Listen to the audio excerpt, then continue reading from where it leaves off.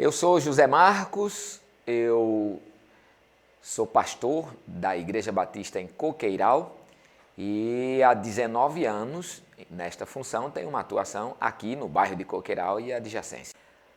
O rio Tegipió, ele passa a 50 metros das instalações da Igreja Batista em Coqueiral. Esta igreja já vai fazer 100 anos e ano a ano esse rio enche e entra em diversas casas.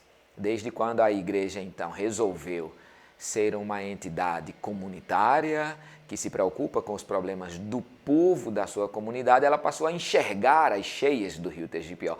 Antes ela não enxergava, as pessoas eram assoladas, mas a igreja de maneira geral não entendia isso como um problema dela. A partir de que a igreja passa a entender isso como um problema dela, eu, na qualidade de seu pastor, passo a ter uma relação estreita com este rio, e aí nós vamos estudar por que ele alaga. É apenas uma questão de chuva? O que é que faz estas pessoas serem danificadas ano após ano? E o que é que a igreja pode fazer? Então é a partir destas perguntas que eu estreito minha relação com os problemas comunitários e do rio Tegipió.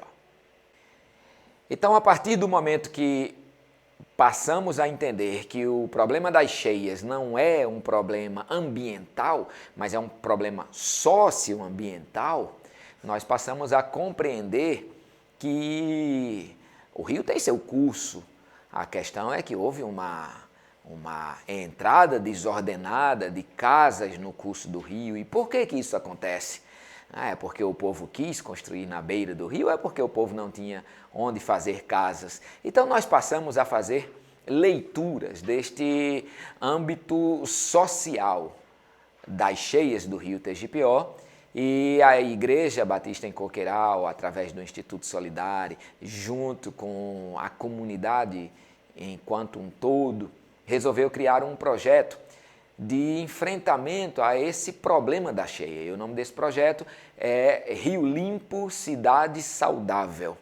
A partir disso, nós agregamos lideranças comunitárias, o povo da comunidade, instituições governamentais, instituições não governamentais, escolas inclusive, colégios, empresas, universidades, todos os entes sociais que estavam interessados com esse problema ou permeados por esse problema, passou a ser convidado para serem atores de um projeto que tinha como finalidade evitar que as cheias acontecessem e tinha como finalidade educar o povo, no sentido do povo também não jogar dejetos nos rios, no rio no caso, mas também pressionar o poder público para que o poder público fizesse a coleta desses dejetos, do que a gente chama de lixo. E assim o projeto Rio Limpo, Cidade Saudável vai tomando um contorno e uma dimensão muito interessante. Como resultado, nós conseguimos passar 3 anos sem ele transbordar para dentro das suas casas. Uma das coisas importantes do projeto é que a gente fez muitas coisas de mobilização comunitária. Uma delas foi a audiência pública que a gente fez com a Câmara de Vereadores aqui na comunidade, na tenda da Igreja Batista em Coqueiral. Mais de 200 pessoas da comunidade participando desse projeto e dessa audiência. Isso despertou uma comissão da Câmara Municipal do Recife para botar o olho no problema do rio Tegipió aqui na comunidade de Coqueiral e adjacências. Outra coisa muito importante foi a coleta de assinaturas para um abaixo-assinado, onde nós conseguimos 14 mil assinaturas e levamos essas assinaturas em papel, xerocamos todas e levamos para os gabinetes dos secretários de pastas relativas ao cuidado da política de saneamento, da política que tem a ver com o rio, e dos prefeitos da cidade de Recife e do Jaboatão dos Guararapes. Imediatamente, nós não tivemos a resposta que a gente esperava, mas imediatamente isso foi chamando a atenção de outros órgãos, Ministério Público, OAB, que nos convidaram a falar em audiências e tal. Como consequência, a Prefeitura do Recife fez uma drenagem no rio, fez uma limpeza dos pontos de maior coleta de resíduos sólidos, E o efeito disso foi que nós passamos 3 anos sem cheias por causa disso, né? Outra coisa muito interessante é que isso foi ocupando a mídia. Esse problema e essa mobilização comunitária vão ocupando a mídia, de maneira que a gente recebe, intermediado pela Tia Fund, uma equipe de reportagens do The Guardian, que é um dos mais importantes jornais do mundo, e eles fazem uma densa matéria sobre o Rio Tegipió, as cheias aqui na nossa região. Então, tudo isso vai pressionando os poderes públicos a tomarem alguma providência. Essa tomada de uma ou de outra providência, de fato, não chega onde nós queremos, mas também não nos deixa mais onde nós estávamos, né? De maneira que os alagamentos diminuíram nos anos de 2016, 17, 18 e 19, diminuíram bastante. 16, 17 e 18 sem alagamento. Um dos últimos avanços do projeto Rio Limpo Cidade Saudável foi a criação da bacia do Rio Tegipió. Isso é importante porque não só a bacia do Rio Tegipió, mas o Comitê Popular do Rio Tegipió, o Fórum Popular da Bacia do Rio Tegipió. Então, são instâncias tanto políticas quanto populares que vão dando visibilidade ao problema do rio.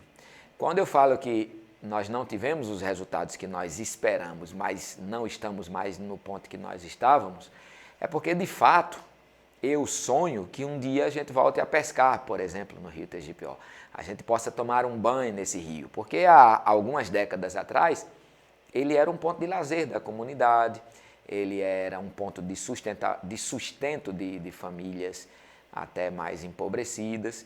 Então, o problema que nós queremos enfrentar não é apenas o problema da morte do Rio Tegipió. Agora, em vários pontos dele, ele já é um rio sem vida. Mas é a revitalização do Rio Tegipió, o não alagamento, e de novo esse rio volte a ser um espaço que tenha vida. Não só vida em si próprio, mas também vida para a comunidade. Já pensou? Eu fui criado num contexto de sertão, onde nos domingos a gente saía de casa para tomar banho de rio. Então é muito bom tomar banho de rio, é muito melhor do que de mar. A água do rio é mais gostosa porque ela não tem sal. Então eu sonho um dia que a gente volte a mergulhar no Rio Tegipió. Para isso há uma luta de algumas décadas, eu imagino que com pelo menos 30 anos, 20, 30 anos na melhor das hipóteses, mas o grande legado que eu espero que o projeto Rio Limpo Cidade Saudável deixe é o legado do Rio Tegipió voltar a ter vida novamente. E é isso que eu chamo de evangelizar o Rio Tegipió. Ele está morto, mas pela ação da comunidade, ele pode ganhar vida. E foi para isso que Jesus veio, né? Para que a gente tenha vida e tudo tenha vida. O rio também precisa receber este evangelho, ou seja, ele precisa que os efeitos do pecado que o mataram sejam refeitos e ele volta a ter vida de novo. Esse é o sonho.